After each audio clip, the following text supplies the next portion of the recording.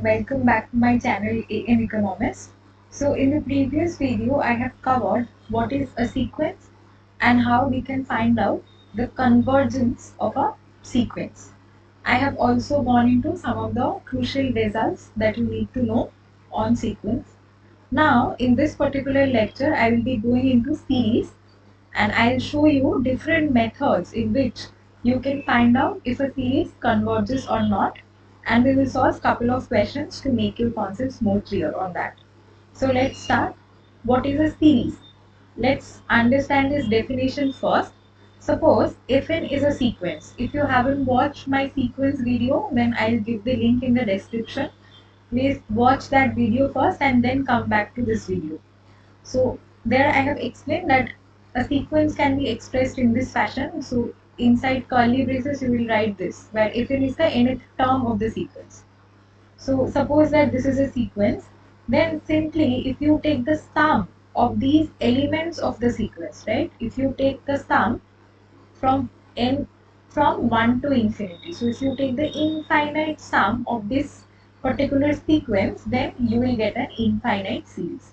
So series is what? Simply in layman terms, if you add the terms of a sequence, you will get a series. So this is the most simple way of understanding what is a series. So take a sequence and then if you take the summation of all the values of the sequence or all the terms of the sequence from n1 to infinity, it will be a series. So if you add the terms of the sequence, you will get a series. Okay. Now this is the most crucial aspect of understanding series, that how to check if a series converges or not, and you will get multiple questions in different exams, be it your semester exams or be it any competitive exams. You will get all these methods and questions on all these methods. So checking convergence of a series consisting of broadly of these 5 methods. The first method is the method of partial sum. Then you have something called the ratio test. Then you have alternative series test or Lipschitz test. Then you have p-series test, and then you have comparison test. And I'll go to these methods one by one and I'll show you the questions that could be solved using that. Okay. So this is the first method, which is called the partial sum method. In this method, suppose this is the infinite series that you are talking about. This Fn can take any value. So this is the infinite series. Now what you have to do here, you have to find something called the Sn. Sn is what? Sn is the sequence of partial terms up to n terms. Up to n terms. So please see this expression. This is the expression of Sn. Sn is f1 plus f2 plus f3 plus fn. So if you have n terms, you will have to add the functional value or the terms of the sequence value at those n points, and if you then sum them up, you will get the value of Sn. Now you have to check, after finding out this Sn, you have to check if this Sn is convergent or divergent. If it is convergent, the series that you are talking about, this series itself is convergent, and if this Sn is divergent, then the entire series will be divergent. Now from this explanation you might find it a little difficult, so let's see this question and this will give you a sense of how to solve this kind of question. So this is a series, right? This is a series, sum of infinite terms, and the series looks like this. So what you have to do here, you have to find what is Sn. What is Sn? This is the first task you have to do. So how to do that? Firstly, see, this is half. 1 upon 1 into 2 is half. Only 2, right? So 1 upon 2 is half. So you can write it in this way. 1 minus half is half. Plus, this is 1 upon 2 into 3, that is 1 upon 6. That can be written as half minus 1/3.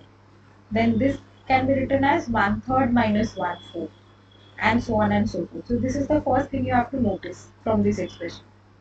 Now what you can do, you can say, you can generalize and you can say, please look at this expression. For the first expression, if this is the first expression, the first term is 1. This is the second expression, the term is 1 by 2. This is third expression, the term is 1 by 3. So for the nth expression, the term will be 1 upon n, right? So firstly, write all these things. Instead of infinite, you want to go up till n terms. Suppose this stops at some point, this is the nth point, and then what will be the nth term expression? This will be 1 by n minus 1 by n plus 1. So for the first term this is 2, for the second term this is 3, for the third term it is 4, so for the nth term it will be n plus 1, right? So this is the expression of Sn. Now cancel out this terms, this will be cancel out, cancel out, cancel out, and you will be left with 1 minus 1 by n plus 1. So here you will have 1 and here you have this. Now please simplify this. This will be n plus 1 minus 1. So n upon n plus 1. So what is your Sn? Sn will be this.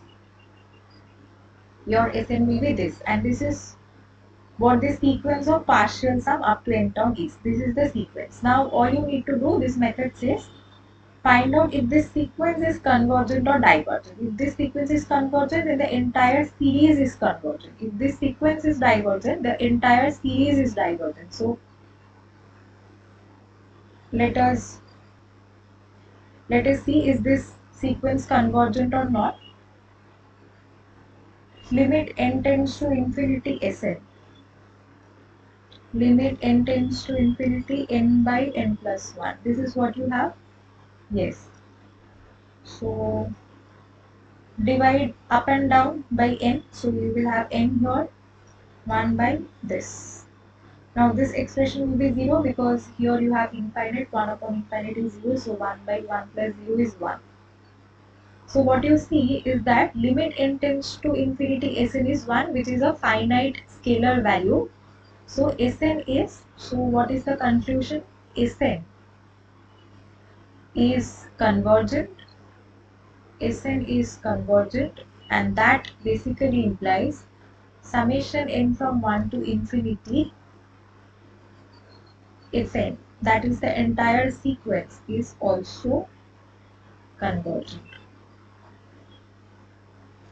If this partial sum up to n terms is convergent, the sequence is also convergent. And if it is divergent, then this series will also be divergent. So that is how you solve the questions using the partial sum method. I hope this is understood.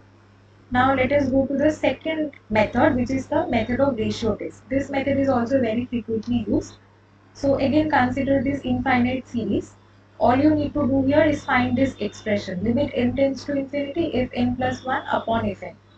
Now if this will give you a limiting value, now if this limiting value L lies between 0 and 1, you will say that the series is convergent. If it is greater than 1, you will say it is divergent, and if it exactly equals to 1, you will say the test fails.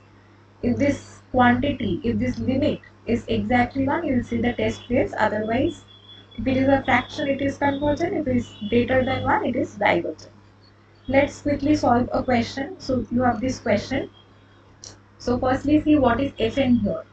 Fn is n by 2 to the power n, right? This expression. So summation Fn. This is Fn, right? So find out limit n tends to infinity f of n plus 1 upon Fn. What will this be? Limit n tends to infinity. Okay, let me go to the next line. Okay, let me do from here. Limit n tends to infinity fn plus 1. So it will be n plus 1 by 2 to the power n plus 1 into, here you have fn. So it will go up, right? This is the reverse of this expression. You have this. So limit n tends to infinity. What will this be? N plus 1 upon n is as it is, and here what will happen? This is half, right? This n will come here minus n, so it is 2 only. Okay. So half limit n tends to infinity, and if you divide by n, so it will be 1 plus 1 by n. So it is half, basically half, because here you have 0. So 1 upon n is infinity, so it is 0 and it is 1. And this is the value of L. So what you see here, L, the value of L is half, which lies between 0 and 1, right? Here you got L is half, which lies between 0 and 1. So what you can say, this series is convergent. this series summation fn n from 1 to infinity fn is convergent, right? If you have got this to be greater than 1, the series would be divergent, and if it is exactly 1, then the test fails and you have to apply some other method. Okay. Now let us talk about the third method. This is the third method, which is the alternating series or Leibniz test. What is an alternating series? So if the terms in the sequence looks like this. So first term is u1, then you have a minus, then u2 plus u3 plus minus u4. So the signs will be alternating, and this is called an alternating series. Now I have to check the convergence using Leibniz test. You have to see if this sequence is monotonically decreasing or not. This is the first thing you have to check. And the second thing is that if the limiting value is 0 or not. If these two criteria are satisfied, you will say that the above alternative series is convergent. Right? So firstly you have to check if this sequence is decreasing or not. And second thing is find out the limit to be 0 or not. If these two criteria are satisfied, you will say that the series is convergent. Let's do a question. So here this term is u1, then minus this you have u2 plus, then you have u3 minus, then you have u4 plus, and so on. So this is an example of alternating series, right? Alternating series. This is an example of alternative series. So what will be un plus 1 minus un? Since you are trying to check that if this function is monotonically decreasing or not. Now if you don't know how to check this, you have to watch the sequence video, the first part that I have uploaded. I'll give the link in the description. Please see the method of checking monotonically increasing and decreasing functions so that you understand this. Now to find out this general expression, see for the first term, you have 1 upon 1 plus a square. For the second term, 1 upon 2 plus a square. So for the n plus 1th term, you will have n plus 1 plus a square, right? Minus 1 upon, for the nth term, it will be n plus a square. Now what will this be? Here you have n plus 1 plus a square, n plus a square. Here you will have n plus a square minus n minus 1 minus a square. So if you cancel this and this out, you will have minus 1 upon this denominator, which is strictly less than 0. Which is strictly less than 0 for all n belongs to natural numbers, right? So we are basically dealing with natural numbers. In the definition of sequence also, I have told you sequence is a mapping from natural numbers to real numbers. So the domain is always having natural numbers. And for all natural numbers, this is strictly decreasing. So what you can say is that un is strictly decreasing. Un is strictly decreasing, and the first criteria is satisfied. That is the way of finding the monotonic increasing function or decreasing function. Okay. Now the next point is the limit. This limit is 0 or not. Check for that. Limit n tends to infinity. What is the expression? Un is this 1 upon n plus e square. Now if you put 0 here, this is limit un basically. If you put infinity here, it will be 0. So we have satisfied both these criteria. So what you can say is summation n from 1 to infinity un is a convergent, is a convergent series, right? This is a convergent series. I hope this process is clear. Next method will be method of P series, and some of you might know what a P series looks like. This is the basic structure of a P series. Summation n from 1 to infinity 1 by n to the power t can be written in this. If this is the functional form, this is the form of the series given to you, then check this power n to the power t. So this p value. If you see this p value is greater than 1, then the series is convergent, and if it is less than equals to 1, the series is divergent. As simple as that. And that will give you the solution of every problem you have. So this is the structure of the series. So you can write n from 1 to infinity 1 by n to the power half here. It is root n, right? It is n to the power half. So what is the value of p here? P value is half, right? If you compare this, this is n to the power p, and here you have n to the power p is half. Now this is strictly less than 1. And if you see if the value is strictly less than or equals to 1, the series is divergent. So you will say summation n from 1 to infinity 1 by root n. This series is divergent. If the value would have been greater than 1, the series would have been convergent, right?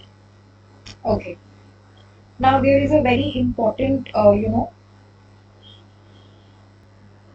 very important, question or a very important result that many a times comes in your exams based on this result, which says if summation n from 1 to infinity mod of un is convergent, and it's not only convergent, it converges to a finite value, then the actual series is also convergent. This is one important thing. So you can think of this that so you have some un terms, u1, u2, un. So you have the terms as this, and you are taking mod of each of these terms. If you are taking mod, they are all positive terms, and then if you take sum over all these positive terms, you will have this particular series. Now, this particular series is convergent, and not only that, it is finite. You are firstly making all the terms positives, and then you are taking the sum. And if you say that that is positive and that is also converging to a finite value, then the actual terms or the actual series is also convergent. You can visualize, I think. If you take any example and try and check, you will find this result that you take the terms of the series, then you are taking mod, so you are making all the terms positive, and then you are finding out the summation. So it must be a very large thing, but you are saying that this large thing is converging, not only that it is converging to a finite value, then you will say that the actual series is also convergent. And another thing that is to note is that the converse may not be true. This result holds, but the converse may not be true. And to show that the converse is not true, I have given you this example. So let's see this example. I have worked it out for you already. Let's see this. So you have the series as this: 1 minus half plus 1/3 minus 1. So it's an alternative series example, right? So what will be, firstly check that this series is convergent or divergent. So if you follow this alternative series formula, so what you have is that un plus 1 minus un is strictly less than 0. So this series is strictly monotonically decreasing, and now if you find out the limit, you will see that this limit will come out to be 0. So according to the property we have described here, this if un is monotonically decreasing and also the limit is 0, the alternative series is convergent, right? So that is what we have done here. So from that we got that this is convergent. But if you do this summation n from 1 to infinity mod of un, if you do this, so what you are doing is that you are taking mod of each of these terms. So this will be come out to be this 1 plus half plus 1/3 plus so on and so forth. And then you will see that you could write it as a p series in the p series form. Summation n from 1 to infinity 1 upon n. This is n to the power 1 means 1 upon n. So if you put 1 here, you will get 1, 2 here, half, 3, 1/3, right? So you will get this. You can write it in the p series form, and here the value of p is 1. This value is p is 1. So we know that from the property of p series, this is divergent. So what we have done here is that we have proved that this converse is not true. So here we told that if the mod series is convergent, then the actual series is also convergent. Here we have done the reverse. We have shown that the actual series is convergent. Here we have shown that un is convergent, actual series is convergent, but the mod series is divergent. So this proves you, this is a counter example, right? This is a counter example which says that even if the actual series is convergent, this mod series may not be convergent. What you see here, that this series is divergent here. Okay. And the fifth test that you need to know is the comparison test, and after this I'll finish this video. So it says that suppose you have two infinite series, summation n from 1 to infinity un and summation n from 1 to infinity bn. So these two series are there, series of positive real numbers such that un is less than bn. This series is smaller, so you can think of un to be like this and bn to be like this. So this is a smaller series. This is just for understanding and giving you a graphical depiction of what's going on here. Okay. So it says that un is smaller than bn. So visually you can see un is smaller than bn. Okay. Now it says if bn is convergent. So if the bigger series is convergent, that will imply the smaller is also convergent. Right? First property saying if the bigger series is convergent, that automatically implies that the smaller series is convergent. But the second thing is saying if un is divergent, if this is the case that un is divergent, smaller series is divergent, it implies that the bigger series is also divergent.